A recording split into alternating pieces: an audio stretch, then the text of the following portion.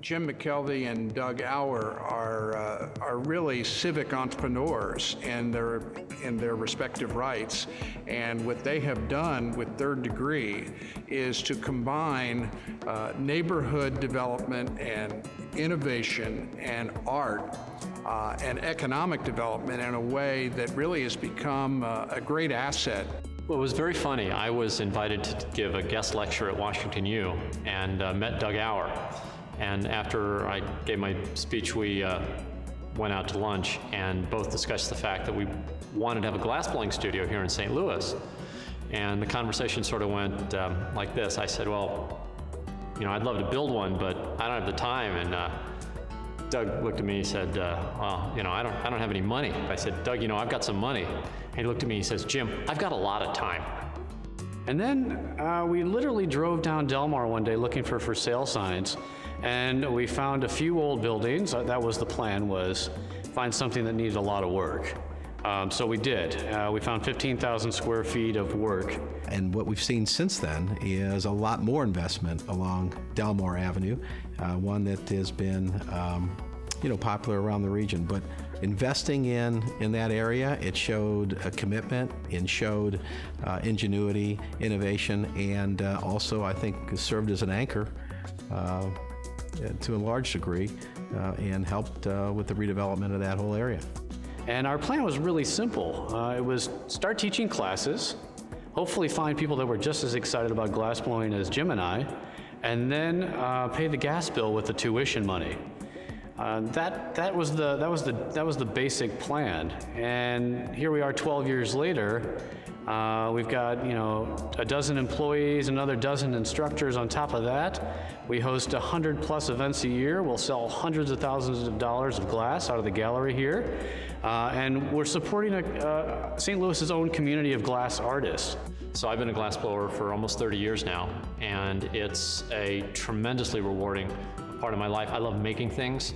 I love how difficult it is to work with glass. I love the challenges. I like the final products. I like having things I can give people as gifts. So it's very appealing to me. It's something I've always wanted to do. And until we built Third Degree, there was no place in the Midwest where you could do it.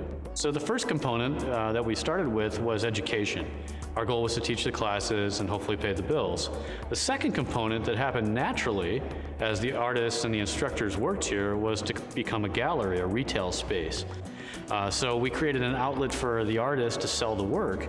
And over time, the work has progressed from what I would call novice glass art to pretty high quality work. We've come out with a world-leading sort of a class of products, these glass faucets, which are some of the most expensive and beautiful faucets anywhere, and they're selling literally around the planet.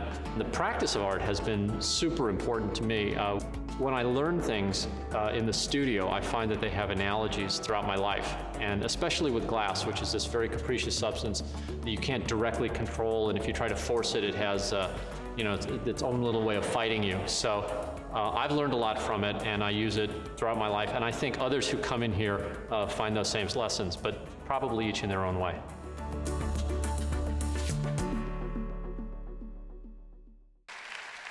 Ladies and gentlemen, the 2015 St. Louis Arts Award for Arts Innovators, Jim McKelvey and Doug Auer.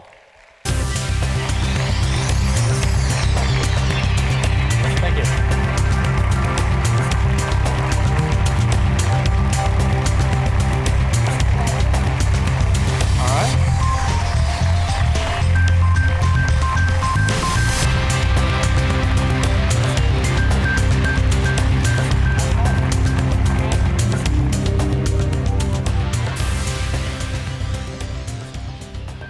So, thank you so much for this award. After 12 years, it's time for me to set the record straight about how Third Degree actually got its name. Most people think it is about third-degree burns, which are possible if you make a mistake with hot glass. That's not true. It was actually named by my banker. When Doug and I had that fateful meeting where we decided to buy this old building on Delmar, I happened to mention this to my banker, that I was going to buy this old filling station. And she looked at me and she says, Jim, that's a bad idea. You really shouldn't buy that. And she gave me all these reasons for not buying an old contaminated building. And she scared me enough that I went to my accountant, Bill the Weasel, and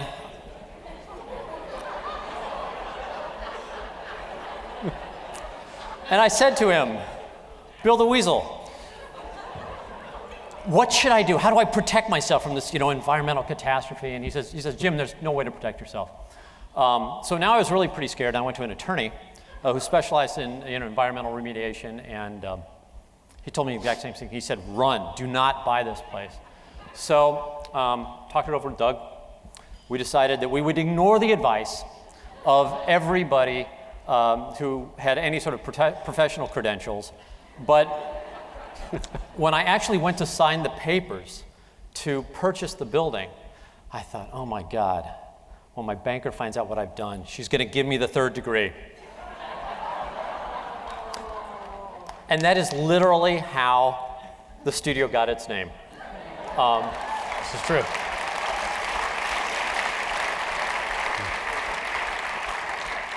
I wanted to call the studio the Inferno, which in hindsight sounds like a gay bar. And not that there's anything wrong with that. No. But Doug said, that's a dumb name, something like that. Why don't we call it the name of the holding company? And it's been a great partnership ever since. And since I didn't bring any prepared remarks tonight, Doug, like usual, is bailing me out because he is better prepared, and he is the one who, on a day-to-day basis, makes sure 3rd Degree is such a spectacular place. So, Thank you, Jim. my partner for 12 years, Doug Auer. Thank you.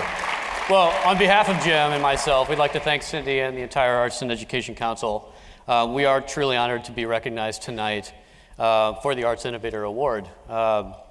We'd like to thank not only Cindy and her staff, but specifically Frank Whitman for the amazing videos. We did actually get to see ours backstage while we were waiting. So thank you, Frank, and your team, because phenomenal job.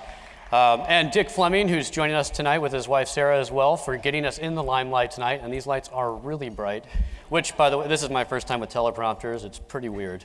But of course, the obligatory parents, friends, everyone that said we were crazy to buy this dilapidated building on the other stretch of Del Mar.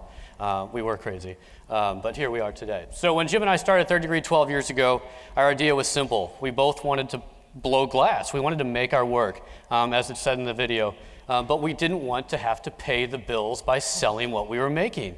We just didn't think we were that good. It's the truth. So our goal was, as we said in the video, to teach classes and hopefully pay the gas bill with the tuition. In our business, if you're not selling what you're making, you're literally burning money. A little bit of that goes to Ameren. So thank you guys for that. So we have, in essence, achieved our goal. We do make glass. We don't have to sell it, but we do. And that, to us, is a little bit of a bonus. We get to do what we're passionate about. At the same time, we're supporting a community of artists, and that's the real success for us. We have about 24 glass artists that make their work, sell it at 3rd Degree, as well as in galleries and art fairs across the country. So that, to us, that is probably the most important thing about what we've created there, is that it's not just about us making glass. We have built a community in the St. Louis area for glass. A few other, how do we do it? Our primary innovation, at least I think it is the combination of art and entertainment. It's not just about the art. We're fortunate enough to work with a medium that's inherently captivating. The process is the art. It's a start to finish event that brings to life what most people see as a static object. You all have glasses on the table in front of you. How did those get made? Well, most of those are made by machines, but that's a different story. But we could make something similar.